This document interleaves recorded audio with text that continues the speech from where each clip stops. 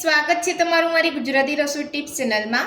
તો આજે આપણે બનાવીશું ક્રિસ્પી અને ટેસ્ટી લીલા વટાણા અને બટાકાના મસાલાથી ભરેલી સેન્ડવિચ। તો ચલો આપણે બનાવવાનું શરૂ કરીએ। તો ક્રિસ્પી અને ટેસ્ટી સેન્ડવિચ બનાવવા માટે મેં અહીંયા 4 બાફેલા બટાકા લીધા છે અને એક નાની વાટકી આપણે લીલા વટાણા લીધા છે। તો સૌથી પહેલા આપણે સેન્ડવિચનો મસાલો બનાવીશું। તો સેન્ડવિચનો મસાલો બનાવવા માટે મેં અહીંયા ગેસ ઉપર એક પેન રાખ્યું છે। તો પેનની અંદર આપણે 2 મોટી ચમચી જેટલું તેલ ઉમેરીશું। તેલને આપણે ગરમ થવા દઈશું। તો તેલ આપણું અહીંયા ગરમ થઈ ગયું છે। તો હવે આપણે તેલની અંદર નાની અડધી ચમચી રાઈ ઉમેરીશું, સાથે નાની અડધી ચમચી જીરું ઉમેરીશું, ઝીણા સમારેલા મીઠા લીમડાના પાન ઉમેરીશું, સાથે ઝીણા સમારેલા લીલા મરચાં ઉમેરીશું। તો બધું જ આપણે સરસ સાતળી લઈશું। બધું જ અહીંયા સરસ સતળાઈ ગયું છે। તો હવે આપણે તેની અંદર 2 મીડિયમ સાઇઝની ઝીણી સમારેલી ડુંગળી ઉમેરીશું। તો ડુંગળી આપણી સોફ્ટ થાય ત્યાં સુધી સાતળીશું। તો ડુંગળીને આપણે અહીંયા કલર ચેન્જ થાય ત્યાં સુધી નથી સાતળવાની, ડુંગળી આપણી સોફ્ટ થાય એટલી જ આપણે અહીંયા સાતળવાની છે। તો બધું જ મિક્સ કરી અને ડુંગળીને આપણે સારી રીતે સાતળી લઈશું। તો ડુંગળી આપણી અહીંયા સોફ્ટ થઈ ગઈ છે। તો હવે આપણે તેની અંદર નાની અડધી ચમચી હળદર પાવડર ઉમેરીશું, નાની અડધી ચમચી ધાણા જીરું પાવડર ઉમેરીશું, નાની અડધી ચમચી કાશ્મીરી લાલ મરચું ઉમેરીશું, સાથે જ સ્વાદ પ્રમાણે મીઠું ઉમેરીશું। સ્વાદ પ્રમાણે મીઠું ઉમેરી લીધા પછી બધું સરસ મિક્સ કરી લઈશું। તો બધું સરસ આપણે અહીંયા મિક્સ કરી લીધું છે। તો હવે આપણે તેની અંદર વટાણા ઉમેરીશું। તો મેં અહીંયા સ્ટોર કરેલા વટાણા ઉમેરી રહી છું। જો તમે અહીંયા લીલા વટાણા લેતા હોય તો તમારે લીલા વટાણાને થોડા બાફી લેવાના છે। તો લીલા વટાણા ઉમેરીને બધું સરસ મિક્સ કરી લઈશું। તો લીલા વટાણા ઉમેરીને બધું સરસ આપણે મિક્સ કરી લીધું છે। તો હવે આપણે બાફેલા બટાકા ઉમેરીશું। તો બાફેલા બટાકાને આપણે આ રીતે હાથેથી મેશ કરીને ઉમેરવાના છે। બાફેલા બટાકા ઉમેરીને બધું જ આપણે અહીંયા સરસ મિક્સ કરી લઈશું અને 2 મિનિટ માટે આપણે બધું સરસ સાતળી લઈશું। તો 2 મિનિટ જેટલો સમય થઈ ગયો છે અને આપણે બધું સરસ અહીંયા સાતળી લીધું છે। તો હવે આપણે તેની અંદર નાની અડધી ચમચી ચાટ મસાલો ઉમેરીશું। ચાટ મસાલો ઉમેરીને બધું સરસ મિક્સ કરી લઈશું। ચાટ મસાલો ઉમેરીને આપણે બધું સરસ અહીંયા મિક્સ કરી લીધું છે। તો હવે આપણે મેશરથી થોડું મેશ કરી લઈશું।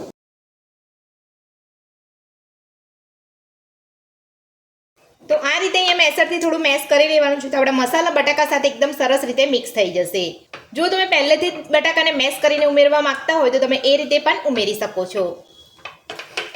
તો બધું જ આપણે અહીંયા સરસ મેશ કરી લીધું છે। તો હવે આપણે ગેસની ફ્લેમ બંધ કરી દઈશું। તો બધા જ મસાલાને આપણે અહીંયા સરસ મેશ કરી લીધો છે। તો હવે આપણે તેની અંદર ઝીણા સમારેલા લીલા ધાણા ઉમેરીશું। ધાણા ઉમેરીને આપણે બધું સરસ મિક્સ કરી લઈશું। તો ચટપટો અને ટેસ્ટી આપણા સેન્ડવિચનો મસાલો બનીને તૈયાર છે। તો હવે આપણે સેન્ડવિચના મસાલાને ઠંડુ થવા દઈશું અને આપણે ચટણી બનાવી લઈશું। સેન્ડવિચની ચટણી બનાવવા માટે સૌથી પહેલા આપણે એક મિક્સર જારની અંદર લીલા ધાણા ઉમેરીશું। મિક્સર જારની અંદર ધાણા ઉમેરી લીધા પછી હવે આપણે તેની અંદર લીલા મરચાં ઉમેરીશું। તો લીલા મરચાંનું પ્રમાણ તમે તમારા ટેસ્ટ પ્રમાણે વધતું ઓછું કરી શકો છો। સાથે જ આપણે 2 નાના ટુકડા આદુના ઉમેરીશું, સાથે 3 લસણની કળી ઉમેરીશું, 1 મોટી ચમચી જેટલી આપણે દાળિયાની દાળ ઉમેરીશું। અહીંયા દાળિયાની દાળની જગ્યા પર તમે અહીંયા શેકેલા સિંગદાણા તો તમે કાચા સિંગદાણા પણ લઈ શકો છો।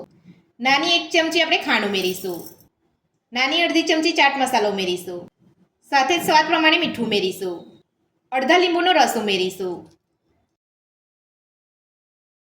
સાથે 2 ચમચી જેટલું ઠંડુ પાણી ઉમેરીશું। તો આ રીતે ચટણીમાં ઠંડુ પાણી ઉમેરવાથી આપણી ચટણીનો કલર લાંબા સમય સુધી જળવાઈ રહેશે। તો હવે આપણે મિક્સર જારનું ઢાંકણ બંધ કરીને બધું પીસી લઈશું।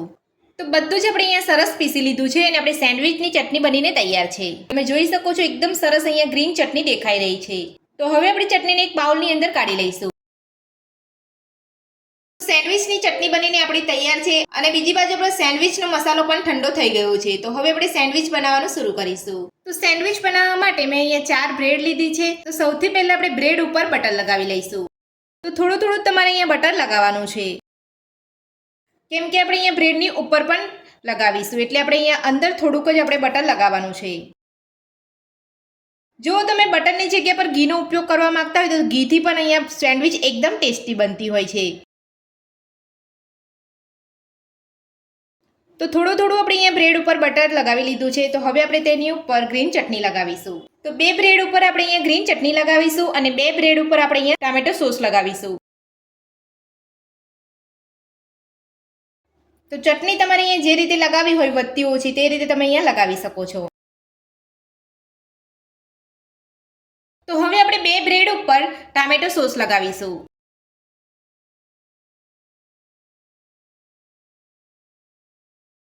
હવે આપણે બ્રેડ ઉપર સેન્ડવિચનો મસાલો લઈ લઈશું. તો જે બ્રેડ ઉપર આપણે અહીંયા ગ્રીન ચટણી લગાવી છે તે જ બ્રેડ ઉપર આપણે અહીંયા સેન્ડવિચનો મસાલો લઈ લઈશું.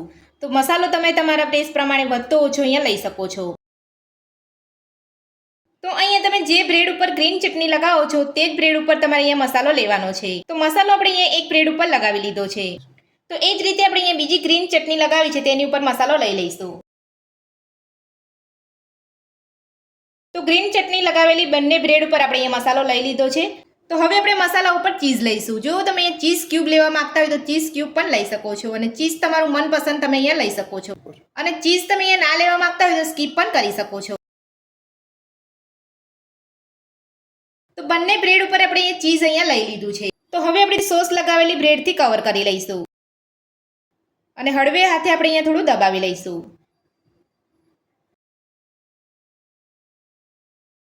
તો બંને બ્રેડની અંદર આપણે અહીંયા મસાલો ભરી લીધો છે.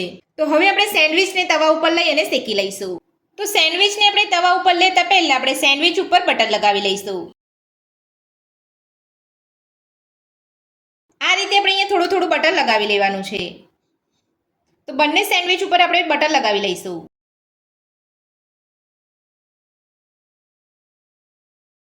તો સેન્ડવિચને આપણે અહીંયા એક જ બાજુ બટર લગાવવાનું છે. એક બાજુ આપણી સેન્ડવિચ એકદમ સરસ રીતે શેકાઈ જાય ત્યારબાદ આપણે બીજી બાજુ બટર લગાવીશું. તો હવે આપણે સેન્ડવિચને તવા ઉપર લઈ અને શેકી લઈશું. તો ગેસની મીડિયમ ફ્લેમ પર જ આપણે અહીંયા સેન્ડવિચને શેકવાની છે. તો સેન્ડવિચ આપણું એક બાજુ શેકાય છે ત્યાં સુધી આપણે સેન્ડવિચની બીજી બાજુ બટર લગાવી લઈશું. હવે આપણે સેન્ડવિચને એક બાજુ શેકાવા દઈશું. તો હવે આપણે સેન્ડવિચને પલટાવી લઈશું. તો તમે જોઈ શકો છો સેન્ડવિચનો એક બાજુ એકદમ સરસ કલર આવ્યો છે અને એકદમ સરસ રીતે શેકાઈ ગઈ છે. તો હવે આપણે આ જ રીતે બીજી બાજુ શેકાવા દઈશું. તો હવે આપણે બીજી બાજુ સેન્ડવિચને ચેક કરી લઈશું. તો તમે જોઈ શકો છો બીજી બાજુ પણ આપણી સેન્ડવિચ એકદમ સરસ રીતે શેકાઈ ગઈ છે અને એકદમ સરસ કલર આવ્યો છે. તો આ જ રીતે આપણે બીજી સેન્ડવિચને પણ શેકી લઈશું. તો એકદમ ક્રિસ્પી અને ટેસ્ટી આપણી સેન્ડવિચ બનીને તૈયાર છે. તો હવે આપણે સેન્ડવિચને કટ કરી લઈશું. તો તમે જોઈ શકો છો વટાણા અને બટાકાના મસાલાથી ભરેલી એકદમ ક્રિસ્પી અને ટેસ્ટી આપણી સેન્ડવિચ બનીને તૈયાર છે. તો હવે આપણે સેન્ડવિચને સર્વ કરી લઈશું. તો ક્રિસ્પી અને ટેસ્ટી આપણી સેન્ડવિચ બનીને તૈયાર છે અને આપણે એક પ્લેટની અંદર સર્વ પણ કરી લીધી છે. તો ક્રિસ્પી અને ટેસ્ટી સેન્ડવિચ ઘરે બનાવવાનું મારી આ રીતે એકવાર જરૂરથી ટ્રાય કરજો. ખાવામાં તો એકદમ સ્વાદિષ્ટ લાગતી હોય છે. તો આ સેન્ડવિચ બનાવવાની રીત તમને મારી કેવી લાગી મને કોમેન્ટ બોક્સમાં કોમેન્ટ કરીને જરૂરથી જણાવજો. આજની રેસીપી પસંદ આવે તો વિડીયોને લાઇક કરજો, ચેનલને સબસ્ક્રાઇબ કરજો, તમારા મિત્રોને જરૂરથી શેર કરજો. Thank you.